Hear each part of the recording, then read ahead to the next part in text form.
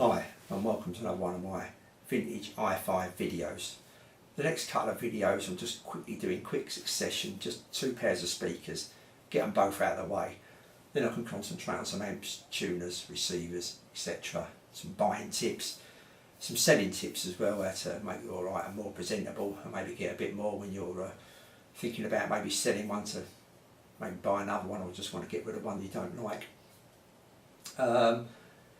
Yeah.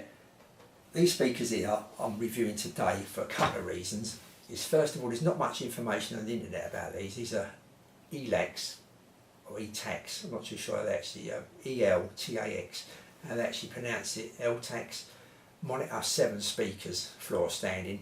Not much information at all really on the net about these, so I wanted to give a review of these. Now this company's a Danish company. I'm not too sure how good the rest of their speaker range is, to be honest with you. If you look on eBay and places like that, all their speakers seem, like second hand, seems to sell really cheaply. And even buying a pair, they're not that dear, apart from one there that's an award-winning speaker, which is their Monitor 3 speakers, a bookshelf speaker. Now, they do it in two versions, a passive and an active version. I obviously haven't heard that speaker, but it gets an award. I don't know how easy these awards are to win, but they do get awards. And look at them, they look very similar to this speaker, but cut off about here. So yeah, let's just give you the dimensions quickly. 31 inches by 7 inches, and the depth 9 inches. I'll spin it round before we take the front off. Oh, it's a bit top heavy, so I'll be a bit careful.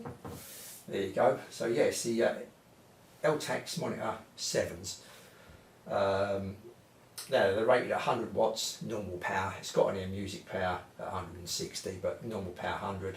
Frequency response is 50 to 22,000 hertz, 4 to 8 ohms, made in Denmark, and the rear port there, as you can see, wireable. So they're quite solidly made. Don't get me wrong, they're quite heavy-ish, and they're quite solid, really solidly made. And I think that's probably where you're paying all the money for the actual cabinet. Ooh. Probably these retailed at about £179, and I think they're probably paying £150 for the cabinet. To be honest with you, it's really sturdy. Maybe because it's small as well, but it's sturdy. Right, a 1 inch tweeter, and this is 5 inches. This driver here.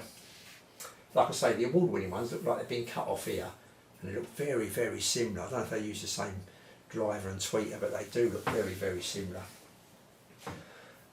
Yeah, so that's it really on them speakers, what they look like.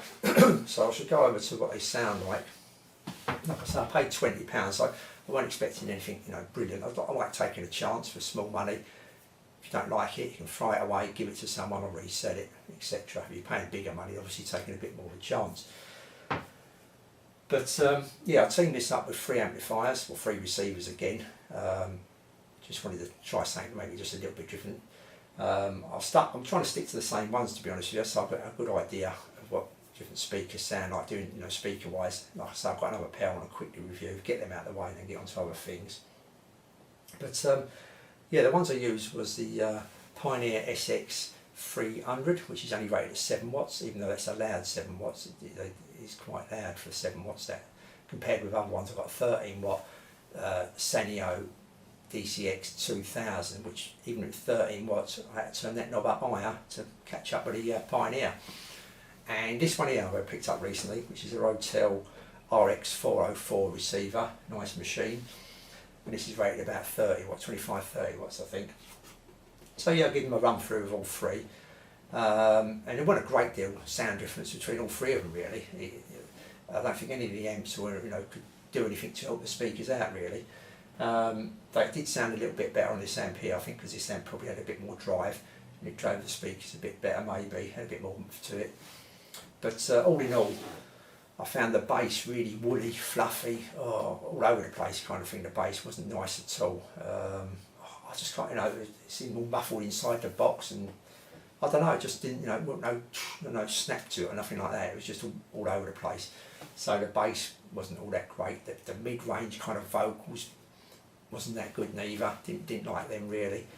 The tweeter weren't too bad. The higher frequencies, they was okay. Yeah, I'd say they was okay. Now I had this in a room which was 7 metres by 3.5 metres, kind of half, but not halfway, depending what amp it was, but halfway, kind of making sure the room was filled with sound, you know, nice and not over loud, so it's definitely all the neighbours, but loud enough. Quite a nice, you know, nice to sit down and listen to, like, and kind of feel like you're there, kind of thing.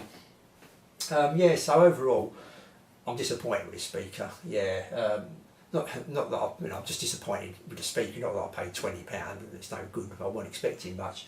But if I paid £179 for it, I'd be really, you know, gutted, kind of thing, because you'll get a second-hand speaker a million times better than this for that money.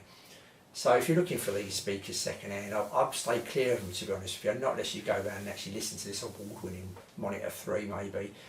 But this particular, which is a Monitor, and it's a Monitor 7, this particular speaker was, you know, I'd say rubbish, like, you know what I mean, it's down there. I'll give it 3, you know, I'll give my ratings out of 10, I'll probably give this 3. You know, at lower volumes it weren't too bad, to be honest with you. At lower volume it weren't too bad. You know, you could probably creep up to a 4 or something, get, you know, sounds a little bit better. But I'm giving this to someone. I won't be keeping it. I won't bother selling it because it's just not worth all the aggro of someone coming around for £20, because that's all I think I'll get for it. So this is to give someone who's got a really small room. So this will be played at low volumes, and they're not musically inclined so much. They just want to listen to the radio and stuff like that. Put an odd CD on, so that'd be fine for them. Yeah, so that's it really. Disappointing speaker. Right, okay, I'll say thank you for watching. I'll be back soon with another quick speaker review. You know, my reviews ain't, you know, over the top kind of thing. I'm just trying to say they're either good or they're not. You know, if I say they're good, to me they're good. If they're not, then if they're not, you know, if I think they don't sound good, and I don't think they do, I think they're probably going to be rubbish, and, you know, stay clear of that kind of item maybe. Anyway, thanks for watching, and I'll see you all soon.